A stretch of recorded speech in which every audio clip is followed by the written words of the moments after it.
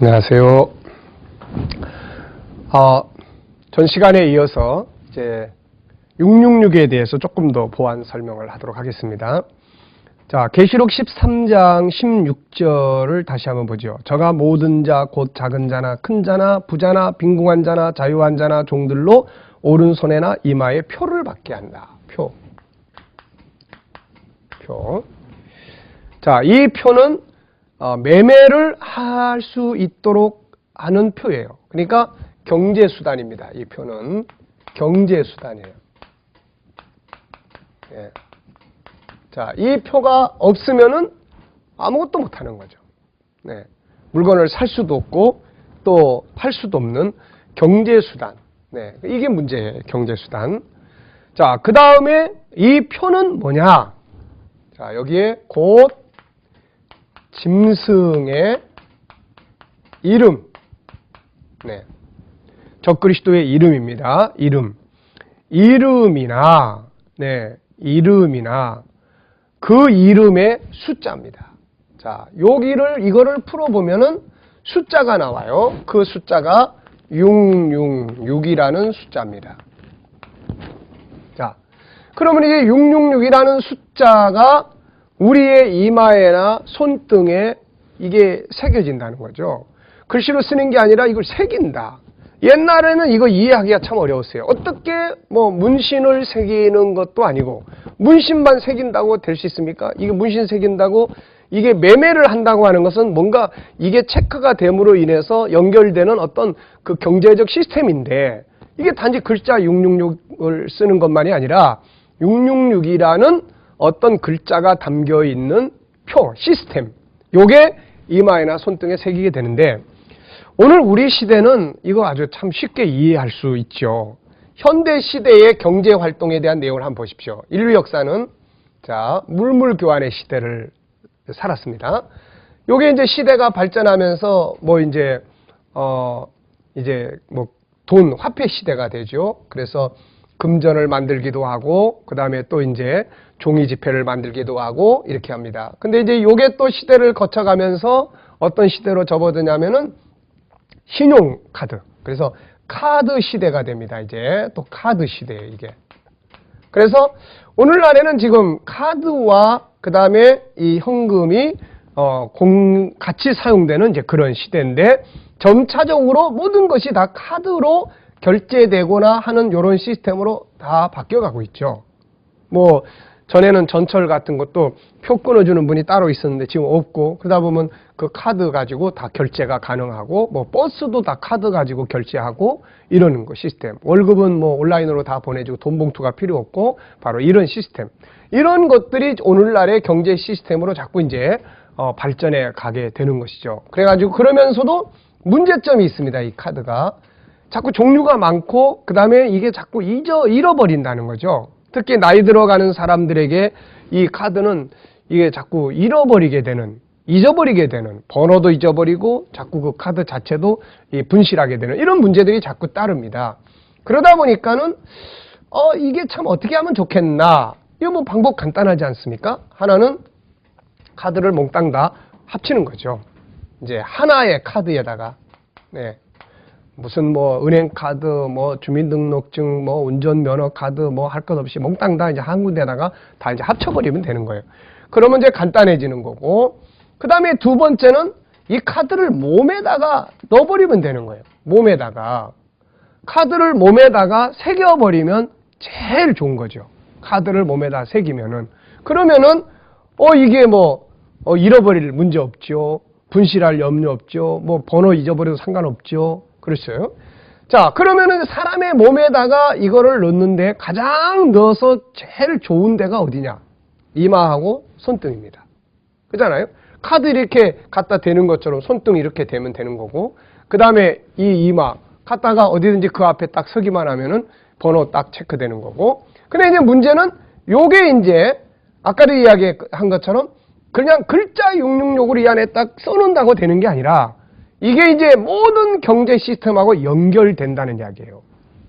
이게 카드 역할을 하기 때문에 이 안에는 이게 그냥 글자가 글씨로 써가지고 되는 게 아니라 이건 이제 컴퓨터 시스템입니다. 이게 컴퓨터 시스템이에요. 그러니까 이게 이제 들어가서 어떻게 합니까? 은행과도 연결이 되고 세계 모든 은행과도 연결이 되고 우리나라 사람들이 해외 가서 그런 거 외국에 가서 카드 쓰면은 이게 다 결제되지 않습니까? 이게 어떻게 연결이 돼서 어떻게 알고 이게 연결이 되겠어요?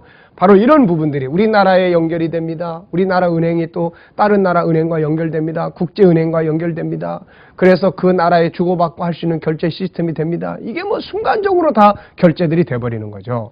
그래서 가장 핵심적인 어떻게 보면 인간이 이걸 뭐 적그리스도의 표다 이래가지고 이거를 새겨 넣는다는 개념보다는 경제적으로 필요한 거예요. 꼭 경제적으로. 저 같은 경우도 만약에 이런 그 하나의 카드 몽땅 다 되면 제일 좋겠어요. 뭐 카드 이것도 있고 저것도 있는데 자꾸 잊어버리고 분실하고 또 번호를 잊어버리고 또 이런 문제들. 뭐 사실 지금 어떤 카드는 비밀번호 잊어버려가지고 다시 비밀번호 내려면 다시 비밀번호 써야 되는 이런 문제점들이 있다는 거죠. 그렇기 때문에 그런 게 되면은 자연스럽게 사람들이 야 이거 굉장히 좋은 편리한 시스템이다. 이제 이렇게 가게 되는 겁니다. 그렇기 때문에 이렇게 갈 수밖에 없다는 것이에요. 근데 문제는 이 시스템을 독재자, 만약에 김정일이나 이런 북한의 공산주의자들이나 아니면 옛날에 스탈린 같은 이런 독재자, 정치인들이 자기의 권력을 강화하기 위해서 이 시스템을 사용할 수 있는 환경이 된다. 이랬을 때는 이거 완전히 이제 도관에 든 지죠. 그래서 정말 그 사람 마음대로 우리 인간을 다 조종할 수 있는 이런 무서운 시대가 되어버린다는 겁니다. 자, 보죠. 이제 이런 부분들을 가지고 보십시오. 만약에 지금 우리가 전화를 한번 하려면 우선 국내 전화번호 001이든지 070이든지 이런 거 누르잖아요. 그 다음에 이제 국제 번호를 누릅니다. 만약에 뭐 미국 그러면 1번이 누르겠죠. 그 다음에 이제 지역 번호 누르고 그 다음에 이제 개인 번호 누르고 이렇게 됩니다. 이제 그런데 자 여기에 이제 앞에다가 지금은 이렇게 하면 전화가 가죠. 그런데 만약에 앞에다가 666 요 시스템을 집어넣어야만 될 수 있도록 컴퓨터 시스템을 만든다면 이때부터는 이거 앞에다 안 누르면 다 전화도 안 돼. 그리고 개인 그 경제 카드, 은행 카드에도 요거 딱 넣지 않으면은 아무것도 안 돼. 이렇게 되면은 666이라는 것은 하나의 통치의 시스템이 되고 통제의 시스템이 되는 거죠. 말 안 듣는 사람 이거 사용 못하게 한다든지 뭐 이러면 꼼짝 못하는 거죠. 그리고 문제는 이게 이제 하나의 컴퓨터 시스템이라고 했을 때는 여러분 지금 계속 인공위성 막 쏘아 올리잖아요. 인공위성 각 나라 우리나라도 그거 쏘아 올리고 막 뭐 좋아하지 않습니까? 근데 보십시오. 이게 지금 어느 날인가는 덫이 되는 거예요. 이게 지금은 살기 좋은 편리한 문명인데 자 여기에 이제 시스템을 딱 666 새겨놨어 이 사람이. 그러면 이 666 시스템이라고 하는 것은 컴퓨터 시스템이다. 그렇다고 봤을 때는 이 컴퓨터 시스템은 여기서 통제하는 시스템에 통제하는 장소가 있겠죠. 연결되는 은행도 있을 거고 반면에 이것을 관리해주는 뭐 어떤 그 구청의 행정 관계나 뭐 아니면 정부 시스템이나 이제 이런 게 있겠죠. 요즘에도 뭐 민간 사찰 뭐 어쩌고 해서 맨날 말이 많지 않습니까? 이때는 뭐 사찰하고 자시고 할 것도 없어요. 이것만 딱 새겨지면은 이게 컴퓨터에 그대로 다 떠버리니까 이걸 통해서 여기 인공위성을 통해서 이게 이제 다 확인이 돼버립니다. 이 사람 뭐 어디 있는지 다. 그러니까는 이 사람이 지금 어디에서 뭘 하는지가 금방금방 다 떠버리는 거죠. 이 666 시스템을 이걸 내가 멋대로 껐다가 켰다가 할 수 있는 게 아니면은 이게 이제 중앙에서 다 통제가 이루어지게 되는 거죠. 그래서 과학적으로는 얼마든지 이것을 지금 할 수 있음에도 불구하고 일부 죄수들이라든지 뭐 일부 어떤 책 같은 건 이제 바코드를 통해서 이런 걸 통해서 확인도 하고 잔고 정리도 하고 다 하고 있지만은 사람에게까지 하지 못하는 것은 바로 그런 문제, 개인 프라이버시에 대한 문제들이 있기 때문에. 그러나 미국 같은 나라들은 요즘에 테러가 심각하고 이러다 보니까 이런 문제들을 굉장히 많이 고려를 안 할 수가 없는 것이죠. 그래서 뭐 요즘에 미국의 베리칩이라든지 뭐 의료 보험을 하기 위해서 모든 사람들이 칩을 받아야 된다. 이런 것 때문에 이런 성경의 말씀을 아는 사람들은 고민하고 있는 경우도 있죠. 이거 받아야 되느냐 말아야 되느냐. 네. 그래서 믿음으로 우리가 하나님의 백성들이 지금 같으면은 경제적 수단이고 보험을 위해서 받는 것이 좋은데 이게 어느 날 만약에 쉽게 뺐다 넣었다 하는 거 아니라면은 어느 날 이게 정말 적그리스도가 등장을 해서 이거를 자기 통치 수단으로 딱 삼는 시점이 온다면 이거는 안 되죠. 이거는. 그리고 그때는 이것이 없으면은 이게 경제 자체가 안 돼 버립니다. 그러다 보니까는 많은 사람들이 이 표를 받을 수밖에 없는 상황이 오게 되죠. 자기 자녀가 아팠는데 병원에 못 가. 그러면 붙들고 기도만 하겠습니까? 여기에서 이제 믿음 필요한 거죠. 정말 죽으면 죽는다. 지금은 죽어야 될 시점이다. 적그리스도가 등장하면요, 우리 성도들이 알아야 될 게 있어요. 만약에 그 시점이 되면 자꾸 살려고 하면 안 됩니다. 그래서 이 뒤에 나옵니다마는 그 시점에는 이제는 죽으면 죽으리라. 이런 믿음이 필요해요. 그런데 그렇게 하려고 할 때에 하나님의 기적의 역사들이 나타나는 거죠. 왜냐하면 3년 반 동안 하나님의 기적의 도우심이 없이 우리가 어떻게 삽니까? 광야에서 40년 동안 이스라엘 백성들이 농사 안 져도 먹고 살았던, 물이 필요할 때 반석이 물이 나오는 이런 기적들의 역사가 그때 굉장히 많이 나타나게 되는 것이죠. 바로 믿음이라는 것은 우리가 그런 힘을 가지고 살 수 있는 시대를 말하는 것입니다. 그래서 우리가 몸속에 어쨌든 어떤 그런 과학적인 이런 기계적 칩을 몸속에 넣는 건 이거는 안 된다. 우리가 이런 것들을 좀 기억해 두시면 좋겠습니다. 그래서 이게 이제 어쩔 수 없이 경제 수단으로 가게 되다 보니까 대부분의 많은 사람들이 이 부분에 대한 미리 말씀을 알지 못하고 깨닫지 못한 사람들은 이거 대부분 다 받게 되는 거고, 여기에서 가족들의 갈등, 부모 자식 간의 갈등 뭐 많이 일어나게 되겠죠. 여기 갈라지는 겁니다, 다. 예? 지난날에 소돔 고모라 성에서 그 롯이 천사들이 이야기할 때에 사위들이 하늘에 불이 떨어진다고 그러지 다 농담으로 여겼잖아요. 마찬가지입니다. 이때도 미리 알고 말씀을 통해서 미리 알고 공부하고 준비하고 하던 사람들이 아니면 이때 저 사람 적그리스도야, 이거 받으면 안 돼, 그러면 다 농담으로 여기거나 우리를 미쳤다고 그러거나 아마 그렇게 되겠죠. 그래서 주님께서 요한복음 16장에 말씀하신 것처럼 내가 이런 이야기를 미리 하는 것은 그 때가 되면 너희들로 하여금 이걸 믿게 하기 위해서라고 말씀하셨는데, 그래서 우리가 이런 내용들을 미리 자녀들에게도 이야기해 줘야 되고, 그리고 아이들에게 교육을 시켜서 맨날 좋은 이야기, 오늘의 행복한 이야기 이런 것만 이야기하면 안 됩니다. 성경은 역사예요. 그래서 이런 부분들을 바르게 가르쳐서 아이들이 어디 가든지 딱 봤을 때 우리 성경에서 배웠는데 저거 뭐지? 이렇게 그래도 반응할 수 있도록 이런 교육들이, 성경 자체에 대한 교육들이 필요하다 하는 것을 우리가 기억해야 되겠습니다.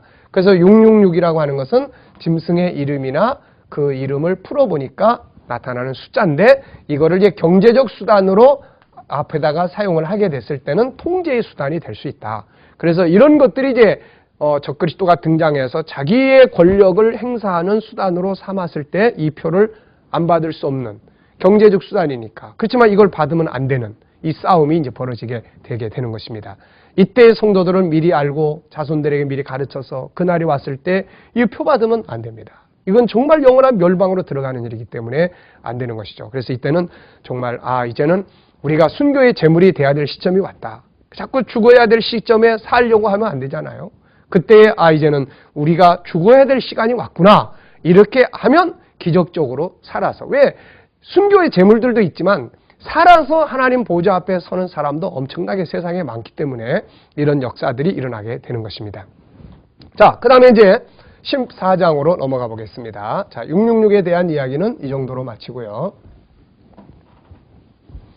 자, 이제 14장부터 16장까지. 네. 자, 14장부터 16장까지는 이제 무슨 이야기냐? 네. 12장은 적그리스도의 배후, 용의 역사. 13장은 적그리스도의 역사. 그 다음에 14장부터 16장까지는 요런 내용입니다. 두 가지를 대비시켜줘요, 이렇게. 두 가지를 이렇게 대비시켜줍니다. 하나는 승리한 사람들의, 적그리스도와의 싸움에서 승리자들이 얻게 되는 영광의 장면을 보여줘요. 승리자들이 얻게 되는 영광의 장면. 그 다음에 또 하나는 이 패배자들, 적그리스도와의 싸움에서 패배한 자들의 형벌, 그들의 결과를 보여줍니다. 네. 그러니까 이걸 보여주시면서 하나님께서는 우리에게 이기면 이렇게 된다. 그리고 지면 이렇게 된다. 자, 이기는 자가 돼야 되겠느냐, 패배하는 자가 되겠느냐, 이거를 보여주는 겁니다. 자, 우리가 올림픽 할 때마다 참 선수들 정말 많은 고생들 하지 않습니까? 근데 이 사람들은 항상 이걸 알아요.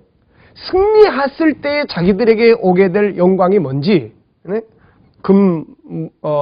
금메달, 그리고 그 금메달과 함께 오게 될 자신들의 영광, 그리고 자신들의 인생의 그런 어떤 이제 뻗어나갈 수 있는 그런 자신들의 그런 영광, 이런 것들을 알지 않습니까?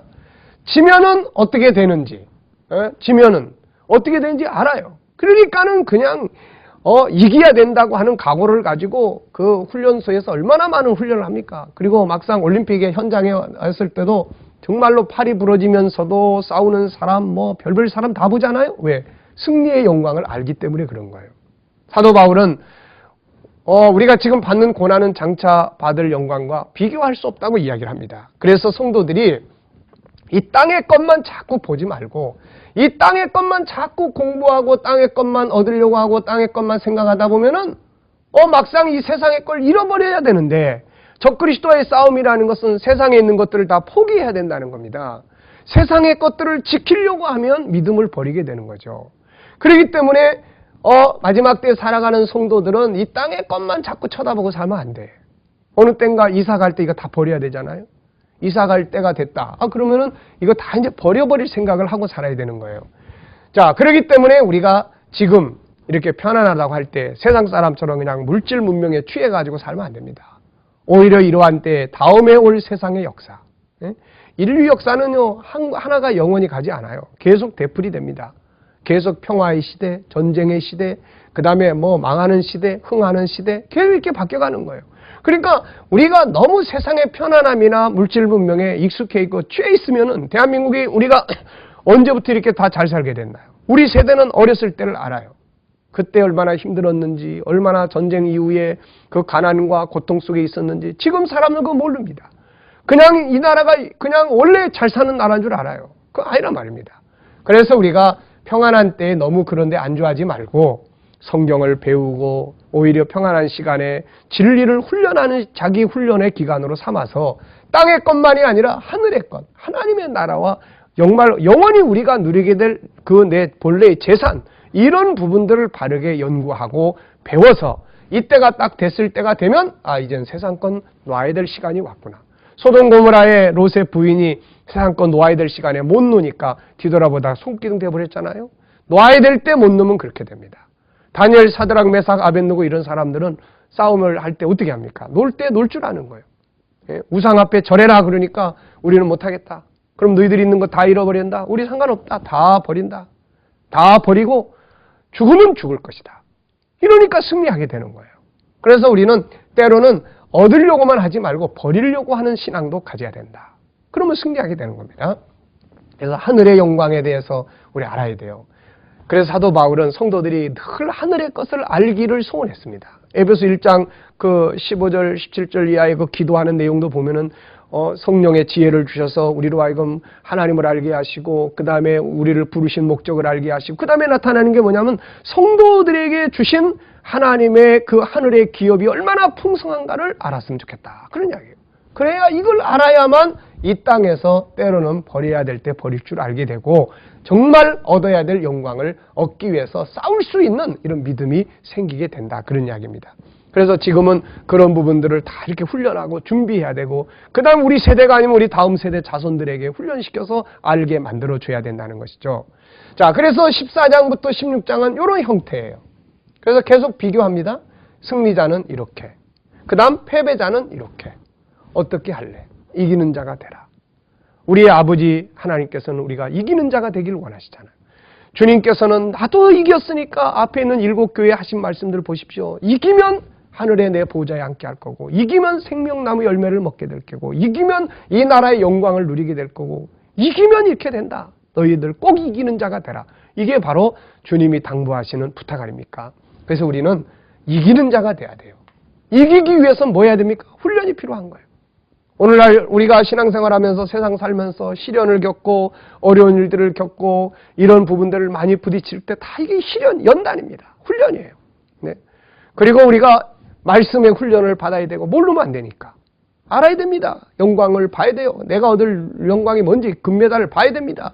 그래야만 정말 피를 쏟으면서도 거기서 싸우려고 하고 거기서 이기려고 하고 그러는 거 아닙니까? 그래서 말씀을 배워야 돼요. 우리는 지금 평안한 때에 막 놀기 좋아하고 세상 사람들처럼 즐기기 좋아하고 먹고 마시는 데다가 시간 몽땅 쏟아버려. 이거는 미련한 것입니다. 오히려 이러한 때 우리는 말씀으로 훈련해야 돼요. 하나님의 나라를 배우고 우리 영광을 배우고 장차 누릴 영광을 배우고 싸워야 될 적을 배우고 그래서 지금 세상에서 살아가면서 이런 훈련 이런 것들이 필요한 것이죠. 자, 그래서 한편은 승리자의 영광, 한편은 패배자는 이렇게 된다. 이렇게 되면 안 되는 거예요. 그래서 14장, 15장, 16장은 바로 이 부분을 다루고 있다 하는 것입니다. 자, 14장에는 바로 이게 두 번 나옵니다. 이런 내용이, 이런 구조가 두 번 나와요. 그래서 그 중에 먼저 14장 1절부터, 14장 1절부터 시작해서 1절부터 시작을 해가지고 13절까지의 이런 구도가 하나 나타나요. 네, 이기는 자는 이렇게 된다. 한번 보시기 바랍니다. 내가 보니 보라 어린 양이 시온산에 섰고 그와 함께 14만 4천이 섰는데 그 이마에 어린 양의 이름과 그 아버지의 이름을 쓴 것이 있도다. 이것도 이제 신천지에서 이거 갖다 이용하고 있어요. 그래서 14만 4천이 있는 곳이 바로 시온산이다. 이렇게 이야기를 해버린단 말이에요. 그러면 지금 자기들이 14만 4천을 만들고 있기 때문에 그 14만 4천이 있는 곳이 어디입니까? 지금 과천 아닙니까? 거기가 바로 시온산이다. 이렇게 이야기해버리는 거예요. 그래서 여기에 바로 어린 양이 계시고 여기에 바로 이제 14만 4천이 있고 여기가 바로 시온산이기 때문에 알곡들은 다 시온산으로 옮겨가야 된다. 지금 이런 논리죠. 자, 14만 4천을 자기들만 주장하는 거 아닙니다. 14만 4천을 주장하는 사람들이 또 누굽니까? 그 여호와 증인들 아닙니까? 그렇기 때문에 이런 어리석은 이론들, 이거를 맞춰가기 위해서 비유로 해석하고 풀고 이런 이야기들, 이런 미혹에 빠지면 안 돼요. 애들 장난 같은 그런 어리석은 성경 해석 방법에 그걸 신비하다고 거기에 미혹되고 하는 것이 얼마나 어리석습니까? 여러분 한번 보십시오. 네. 어디에 시온산이 경기도 과천에 있다고 이야기하는 말씀이 어디 있습니까? 우리는 성경에서 직접 증거하지 않는 것은 일단 다 배제시켜야 됩니다. 성경이 무슨 수수께끼입니까? 성경이 무슨 어떤 수수께끼를 푸는 책이 아니잖아요. 하나님께서 자기 백성들의 자녀들에게 주시는 이야기를 무슨 수수께끼 풀듯이 누가 특정한 사람이 나타나가지고 풀어줘야만 알 수 있도록 만드는 그런 책이 아니라는 것이죠. 우리는 기본 상식만 있어도 여러분 창세기부터 요한계시록까지 성경 전체를 순수하게 말씀 그대로 한번 읽어보십시오. 어디 경기도 과천에 시온산이 거기에 있고 새하늘과 새 땅이 거기서 이루어진다는 말이 어디 있습니까? 없어요. 그런데 이거를 만들기 위해서 자꾸 풀어가는 거예요. 비유로 자꾸 풀어가다 보니까 나중에 가서 보니까 거기가 나오는 거예요. 이건 말도 안 되는 성경 해석 방법입니다. 아무리 그들이 성경 비유가 풀어가는데 그게 신비롭게 들리고 그게 맞는 것 같이 이쪽 성경 저쪽 성경 갖다 연결해서 맞는 것 같이 보일지 모르지만은 거기에는 함정이 있어요. 짝이라는 것이 그 아무렇게나 막 맞추면 안 되잖아요. 우리가 짝을 맞추는데 예를 들어서 내 아내가 있어요. 우리 사모가 있는데 여러 사람들이 모여 있는 곳에서 짝을 맞춰줘요. 그런데 다른 여자를 내 짝이라고 맞춰준다면 이게 올바른 짝입니까? 망하게 하는 짝이잖아요. 그러니까 성경은 성경에 있는 구약에 있는 말씀, 신약에 있는 말씀을 이렇게 짝을 맞추더라도 맞도록 맞추는 것이 중요한 거예요. 분명히 구약은 모욕이고 신약은 실물이기 때문에 맞춰야 될 부분들이 분명히 있습니다. 그런데 이걸 갖다가 전체적 틀 안에서 자연스럽게 올바르게 맞추지 않고 자기들 나름대로 그냥 갖다 맞추다 보면 다 없어지는 거예요. 예수님이 하늘에서 구름 타고 둘러싸여서 오시는데 이거를 짝을 갖다 맞춘다 그러면서 구름은 성도들이다. 히브리서 12장에 1절에 있는 말씀을 갖다가 구름은 성도다. 그래 버리니까 예수님은 하늘에서 오시는 분이 아니라 군중들 속에 자기들 무리들 속에서 나타난 존재가 되어버려요. 이런 해석은 신천지뿐만 아니라 통일교에서도 사용하는 해석들입니다. 그러니까 우리가 이런 부분들을 조심해야 돼요. 하나님의 불심판을 갖다가 세상이 다 불로 심판받을 내용을 갖다가 그들은 성경 속에 있는 불은 하나님의 말씀이다. 말씀은 불 같지 않냐. 때로는 하나님의 말씀이 불같이 역사할 때가 있어요. 그런데 이걸 갖다가 불심판에다 딱 갖다가 바꿔버리면 불심판 없어지고 말씀 심판이 되어버리는 거예요. 그러면 자기들 말씀 안 들으면 이미 심판받는 거다. 이렇게 되어버리는 거예요. 자, 여러분, 이런 어리석은 해석들이 어디 있습니까? 이런 식으로 짝을 갖다 맞추면 성경에 있는 진실, 진리, 성경에 있는 실체는 하나도 남지 않고 다 없어져 버립니다. 새하늘과 새 땅, 처음 하늘 없어지고 이 하늘, 이거 하늘은 장막이다. 장막은 교회다. 그러다 보면은 결국 교회가 하늘이 돼버리는 거예요. 그럼 처음 하늘 없어졌다? 그럼 이게 결국은 기존 교회 없어지고 자기들을 통해서 새로운 하늘 만들어지는 이런 이상한 논리들이 되게 되는 것입니다. 우리는 바로 그런 부분들 조심해야 됩니다. 자, 다음 시간 계속해서 14장, 15장, 16장의 이야기를 정리하도록 하겠습니다. 네, 수고하셨습니다. 감사합니다.